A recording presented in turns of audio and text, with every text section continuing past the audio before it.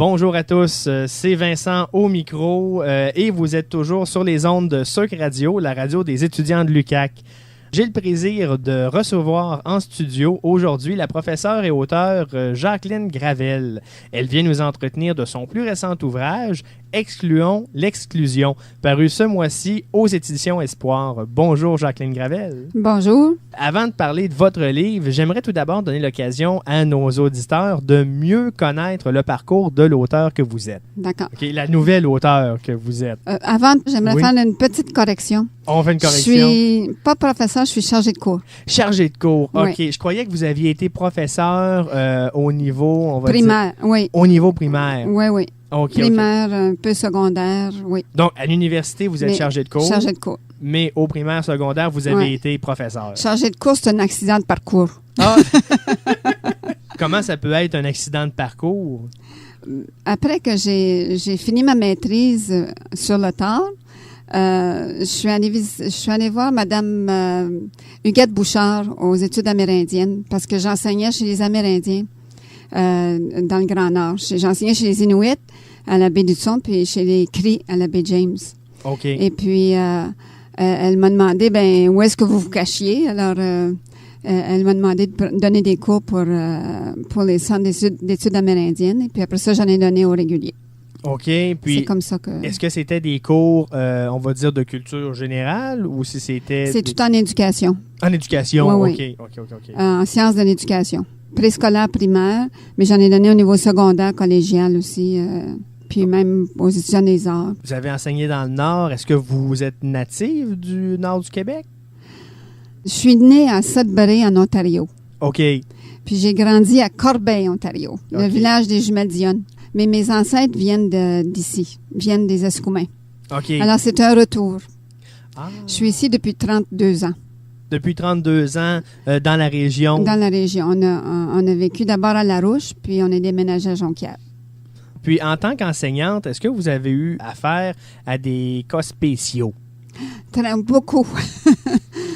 J'ai même eu des classes où j'avais, chez les Inuits, j'ai même eu des classes avec 23 élèves, puis il y en avait 22 qui étaient en difficulté. 22 élèves sur 23? Mais quand on parle de difficulté, est-ce qu'on parle de troubles d'apprentissage ou de troubles de mouvement ou de... Oui, les deux. Troubles d'apprentissage puis troubles d'adaptation, de comportement, oui. OK. Ah, OK. Et comment avez-vous fait pour jouer avec la situation? J'ai pris toutes sortes de moyens. J'avais déjà à peu près presque 20 ans d'expérience là, quand cette situation-là est arrivée, mais j'en ai eu d'autres. Là. J'essayais toutes sortes de stratégies, des nouvelles approches. J'étudiais toujours des nouvelles approches, puis c'est pour ça que je suis allée faire la maîtrise avec André, parce que j'ai découvert André Paré à ce moment-là, qui était un grand psychopédagogue.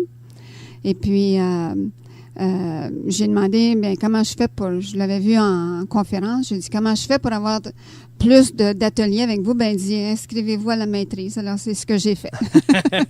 Bon, c'est bon. Et de là... J'ai commencé dans le Nord, à Chisasibi, avec ma maîtrise. Puis après ça, j'ai fini sur le campus.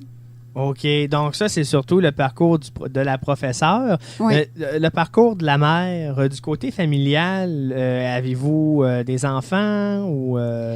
J'ai 4 enfants. 3 de mes enfants sont amérindiens. On est monté dans le Grand Nord parce qu'on voulait qu'ils vivent dans un milieu autochtone où ils seraient en majorité. Puis c'est pour ça qu'on est monté dans le Grand Nord. Ah, je vois. Okay. Avec 4 enfants. Et une de vos filles, je crois, et vous avez une fille, 2? J'ai 2 filles. 2 filles, 2 garçons. Oui. Donc, l'égalité, c'est bien comme ça, pas de chicane. Une de vos filles est enseignante au primaire? Elle est orthopédagogue à Jonquière. À Jonquière, OK. Oui. C'est au niveau primaire, secondaire? Primaire. Au niveau primaire, OK. Oui. Et est-ce que vous l'avez consulté pour écrire votre ouvrage? Non, c'est un projet que j'ai eu à partir d'une formation que j'ai reçue à Montréal, à l'Institut de formation humaine intégrale de Montréal. Et puis, j'ai appliqué ce que j'apprenais, mais il n'était pas axé sur l'éducation, mais ils avaient... une enseignante qui appliquait qui appliquait l'approche dans sa classe depuis plusieurs années. depuis 10 ans qu'elle appliquait l'approche, puis elle était vraiment exceptionnelle. L'approche d'exclure l'exclusion. Oui, l'inclusion, là, avec les forces vitales humaines et puis en gérant le budget d'énergie, c'est à partir des enfants puis de leurs forces. Puis à partir de ce que vous venez de nous dire, on voit bien comment votre parution est née, là. Si vous me permettez, je vais en lire une courte description. Vous pourrez me dire si vous êtes d'accord. Et Excluons l'exclusion est un récit qui répond aux problèmes de l'heure en éducation et qui veut rejoindre toutes les personnes qui ont à cœur l'inclusion, comme vous venez de nous dire, des enfants en difficulté de comportement et d'apprentissage. Est-ce que c'est un manuel d'instruction pour des enfants turbulents? Non, c'est un essai. Un essai pédagogique à partir d'une recherche que j'ai fait, une recherche active dans la classe de cette enseignante-là, supervisée par la fondatrice de la psychoéducation au Québec, Janine Guindon, qui est décédée en cours de route là, pendant que j'écrivais. Et puis, elle m'a supervisée, puis elle m'a aussi guidée pour observer dans la classe, puis pour créer un instrument à partir de 50 ans de recherche en psychoéducation. Alors, c'était pas rien, là. Et puis, à partir de cette grille d'observation-là, bien, j'ai ciblé 5 enfants en difficulté dans cette classe-là. Il y en avait au moins 10 là, en difficulté, oui. Mais sur 23 élèves, c'était une classe régulière. Et puis, cette prof-là, ça faisait 26 ans qu'elle était dans cette école-là. Elle était reconnue. Et elle avait demandé d'avoir tous les dans les deux, il y avait 2 deuxièmes années. Puis, elle prenait tous les enfants en difficulté des 2 deuxièmes années dans sa classe régulière. Alors, elle avait 23 élèves. Puis, elle m'a confié 5 élèves à observer. OK. Puis, j'y allais à 2 à 3 jours par mois pendant 1 an de temps. Et ces 5 enfants-là, qu'avaient-ils de particulier, s'il y avait des choses de très particuliers? Ils étaient, on pourrait dire, des archétypes que tu retrouves dans toutes les classes. Tu sais, okay. Primaire, secondaire, probablement universitaire aussi. Il y avait, des fois, il y avait l'enfant roi qui était hyperactif sur le Ritalin, qui faisait des crises. Il y avait l'enfant Teflon. L'enfant Teflon, c'est comme le poêlon Teflon, là. Il n'y a rien qui colle. Rien qui l'atteint ou il n'apprend pas? Il n'y a rien qui l'atteignait au début, là. Okay, il y avait, non, l'apprentissage non plus, il était nonchalant. Tout, il passait sur le dos comme des aliments dans une poêle de Teflon. Ben oui. Mais ça collait au cours de l'année. Ça collait avec Lise, celle que j'appelle Lise. C'est tous des noms fictifs, d'ailleurs. Oui. Ensuite, il y avait le petit boss. Celui qui voulait tout contrôler, puis qui voulait être meilleur que tout le monde, puis le numéro 1 dans tout. Puis ensuite, il y avait le petit ratoureux qui faisait faire ses coups par les autres, par en dessous. Puis la petite princesse. Ah, OK. Est-ce que la petite princesse et l'enfant roi peuvent se rejoindre à quelque part? Non. Ça ressemble ou il y a deux types différents? C'est 2 types différents. La petite princesse, elle, au lieu d'être hyperactive, c'était le contraire, mais elle était aussi sur le Ritalin. Très demandante? Par manque, non. Très demandante en ce sens que je vais le dire à ma mère, puis je vais le dire à la prof, puis je vais le dire elle était rejetée par les autres, puis elle manquait d'entrain, là, tu sais. Elle avait besoin d'être beaucoup stimulée, puis tout ça. Puis elle est devenue de plus en plus autonome au cours du processus. Grâce à l'intervention de cette prof-là. Oui.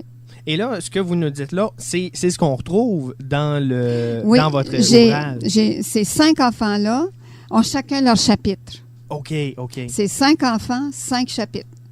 Comme Maman Dionne à Corbeil, qui a donné naissance aux 5 jumelles, aux 5 quintuplettes. C'est ça, oui. Donc, à ce moment-là, est-ce qu'on, à travers les 5 chapitres, donc, est-ce qu'on passe à travers les mêmes étapes, mais d'un regard différent, avec des observations différentes, ou si c'est 5 chapitres complètement différents? Complètement différents. Oui. Oui, complètement différent. Il y a la même grille d'observation, il y a un fil conducteur, il y a une analyse, je fais une description, j'utilise verbatim les interventions, puis les propos des enfants, et puis à partir de là, je fais des liens. je fais prendre conscience du genre d'intervention. Ça peut être un guide, mais c'est voulu comme un essai. Ma fille prend ça comme guide. Donc, en orthopédagogie. C'est ça. Donc, à ce moment-là, le livre « Excluons l'exclusion », est-ce qu'il s'adresse plus à un public de professionnels aguerris ou est-ce que des parents pourraient l'utiliser, pourraient y trouver leur compte? C'est pas tout le monde. C'est pas tout le monde qui a des... Ça peut être quelqu'un qui, dans sa famille, ses petits-enfants ont des difficultés à s'intégrer. Donc, c'est ouvert. Ça peut être un intervenant en travail social, ça peut être, parce que j'ai un des enfants qui a des problèmes à la maison, qui a été abusé sexuellement. Ça peut être très utile pour des professeurs en éducation, c'est sûr, des étudiants, et puis pour des parents, oui. Et je présume que vous avez utilisé des types, on va dire, assez extrêmes, mais des parents qui ont des enfants, par exemple, qui ne veulent pas se coucher ou pas faire leurs devoirs, est-ce qu'ils peuvent trouver des pistes de solutions dans votre ouvrage? L'inclusion n'est pas seulement des 5 enfants en difficulté. C'est l'inclusion des 18 autres enfants, même dans l'intervention. C'est l'accueil des 18 autres, la prof qui amène les enfants à accueillir, à inclure les autres, puis les autres à inclure, comme l'enfant téflon puis l'enfant roi, là, ils sont rejetés, ils sont exclus dès le départ. Puis, tu sais, quand ils voient entrer Jules en retard le matin avec le principal parce qu'il l'a trouvé dans le cours, là, le pointe du doigt. Les enfants disent « Oh non, pas Jules! » Paul, l'enfant roi, au cours de l'année, il dit c'est extraordinaire. Il dit c'est la première fois que, c'est pas dans ces mots-là, mais c'est la première fois que j'ai des amis, puis que je me sens bien dans une classe, parce que toutes les autres, les deux, il était en 2e année, mais il était rejeté. Il a passé la première année dans le corridor puis chez le principal. Et avec un minimum d'encadrement ou de bonne volonté, on va dire, du professeur, de ses camarades de classe, on a pu, entre guillemets, réchapper cet étudiant-là, cet élève-là. Puis exclure l'exclusion, c'est ne pas utiliser comme la punition ou... c'est pas comme ça qu'elle fonctionne. C'est une autre façon. Est-ce qu'on utilise la récompense? Ou... Elle a un système de reconnaissance. OK. Tu sais, avec des tableaux puis tout ça. C'est pas récompense-punition comme le chien de Pavlov, là, comme le behaviorisme, mais un système de stimulation. Parce que les enfants en difficulté répondent bien à la stimulation. Et quand on parle de stimulation, ça peut être faire un travail dans un domaine dans lequel l'étudiant ou l'élève va avoir du plaisir. Pas le contraindre à faire des problèmes mathématiques ou quoi que ce soit qui sont abstraits. Ou de quelle manière est-ce qu'on peut aller inclure le jeune? Elle emmène l'enfant à prendre conscience, à avoir des objectifs. C'est le travail avec les forces de l'enfant surtout. L'intérêt du sujet et tout ça. Comme moi, je mettais beaucoup d'attention sur mes approches pédagogiques puis tout ça. Les approches pédagogiques sont importantes, mais elle amène l'enfant par une méthode ou une façon de faire qu'elle appelle la relecture. La relecture ou le retour ou l'objectivation, un retour sur ce qu'ils ont fait. Okay. Ou ce qu'ils ont fait pendant les vacances ou des choses comme ça.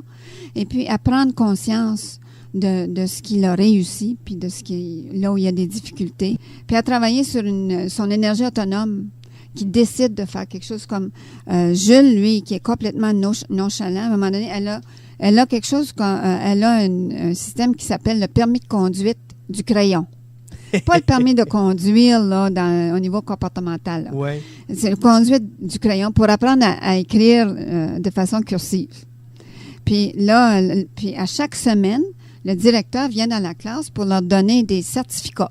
Ah. Puis ces certificats-là, bien, au cours de la semaine, les élèves les décorent tous. C'est eux autres qui les colorient, puis les décorent. Ça fait partie d'une des activités. Oui. Puis ils reçoivent des certificats en écriture, en mathématiques, en dictée, en lecture. Oui. Ils ont l'animation du livre. Chaque enfant anime. 2 enfants par mois animent un livre. Donc, des reconnaissances plus nombreuses plutôt qu'une grosse reconnaissance avec le bulletin à la fin de la session. Oui. C'est ça. Et puis, alors, c'est ça, je disais, Jules, à un moment donné, il n'a même pas son permis de conduire. Puis, il y a des renouvellements du permis de conduire. Pareil comme ça. Puis, il n'a même pas son permis de conduire. Alors, il dit, mais comment... Il a pas reçu son permis de conduire du directeur. Oui. Mais du directeur, alors, Lise a dit, ben oui, mais t'as rien fait. Regarde ton cahier. Comment tu vas avoir un permis? T'as même pas ton permis de conduire. Oui. Pour ça, il faut que tu travailles. Puis tout ça, alors, il décide tout à coup de travailler. Puis là il s'est mis dans son travail. Puis il a réussi à avoir son permis de conduire. Donc, apprendre aux jeunes que quand on a des buts... Oui, des objectifs. Des objectifs, oui. Ils se donnent des objectifs. Même au début de l'année, elles les mettent tout de suite dans leurs objectifs. Puis dans leurs tâches. Puis ils choisissent. Puis c'est des enfants qui bougent aussi. Il y a une façon physique. Le côté physique, ils peuvent bouger dans la classe. Ils peuvent se lever et aller prendre un papier mouchoir, mettons. Donc, une plus grande liberté. Oui. Puis c'est très bon pour les petits garçons. On remarque qu'il y a 4 garçons sur 5 qui sont en difficulté. Puis c'est habituellement comme ça que ça se passe. On parle au niveau de la province? 4 garçons sur 5 dans sa classe. Dans sa classe, OK. Mais c'est... Non, j'ai pas fait de statistiques, là, mais... Je trouvais ça gros. Mais c'est... Non. OK. Mais est-ce que c'est un problème qui est, là, vous avez regardé une classe, étudié 5 élèves en particulier. Si on regarde d'un œil plus large, je ne vous demande pas des chiffres précis, mais est-ce que c'est un problème de plus en plus présent sur nos bancs d'école? Je prends les étudiants qui sont présentement au bac en enseignement secondaire professionnel, les futures enseignantes au primaire, préscolaire primaire, auront-elles à rivaliser? J'aime pas le terme rivaliser, là, mais à jouer de plus en plus avec des étudiants avec ces problématiques-là? Oui, de plus en plus. OK. Puis ça, est-ce qu'on sait c'est dû à quel phénomène de société? Toute la stimulation, tu sais, des médias, tout ça, ils ont accès à tous les enfants, là, puis ils bougent de moins en moins. Après ça, il y a la garderie. Les enfants vont à la garderie très jeunes. Tu sais, ils n'ont pas le contact bon, je sors un peu du sujet, là, mais les petits-enfants de ma meilleure amie, ces enfants, ils doivent placer leur enfant en garderie même si la mère ne travaille pas pour avoir leur place. Puis ces enfants-là, ben, ils changent de personne. Un petit bébé, là, il a besoin de la mère pendant la première année. Puis il a besoin de créer un lien. Puis c'est des choses comme ça qui font que les enfants, ils ont plus de problèmes. Puis il y a plus d'enfants qui prennent du Ritalin, puis tout ça, là. Elle a 3 enfants qui prenaient du Ritalin puis qui l'ont lâché au cours de l'année.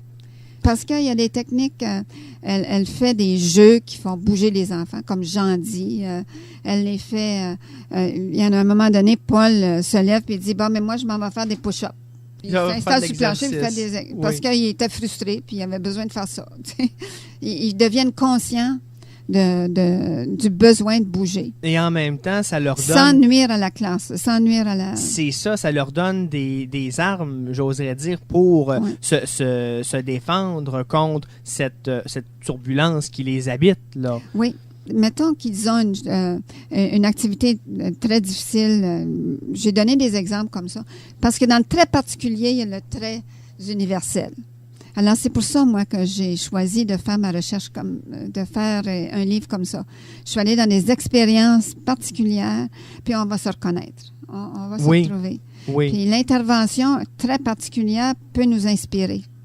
Parce que c'est une prof de grande expérience. C'est ça, plutôt que d'avoir pris 5 ans pour faire une étude à grandeur de la province ou même du Canada, cibler 5 archétypes précis. Oui. L'année d'après, ça aurait été intéressant. On avait un enfant violent puis un enfant autiste faire une... dans sa classe. dans la même classe? Dans la même classe. OK, OK. Non, j'ai choisi ces 5-là. Oui. S'il y a des auditeurs qui sont intéressés par Excluons l'exclusion et qui n'auraient pas la chance de se le procurer lors du lancement, qui est le 7 octobre, vendredi, à la Bibliothèque publique de Chicoutimi, ou même le dimanche, le 9 octobre, pendant la dédicace, par quel moyen ils pourraient se le procurer? Bon, il va être en bibliothèque. Il va être dans les bibliothèques. Okay. Ils vont pouvoir l'emprunter. Ou bien dans les librairies. Je sais qu'ils vont être ici au Bouquiniste, à Jonquière. Chez Laura. Laura, sûrement à la baie. Il y a aussi, j'ai des séances de dédicaces à la baie le samedi 15 octobre, si je ne m'abuse, et puis le dimanche à Jonquière, à la bibliothèque sur le boulevard Harvey, là, la bibliothèque de Jonquière. Bibliothèque municipale au centre Saint-Michel. Puis il y a peut-être des possibilités de dédicaces dans des librairies. Ils peuvent vérifier avec les éditions Espoir. Il y a le site leseditionsespoir.com. Simplement, ou encore le Facebook oui, Facebook. Institut Espoir, c'est facebook.com/édition au pluriel Espoir. Oui. C'est bon. En vous remerciant énormément, Jacqueline Gravel, pour cette incursion dans votre ouvrage. Je rappelle que vous êtes auteur de Excluons l'exclusion et aussi chargé de cours à l'UQAC et ancienne professeure au primaire. Oui. Merci beaucoup. Merci.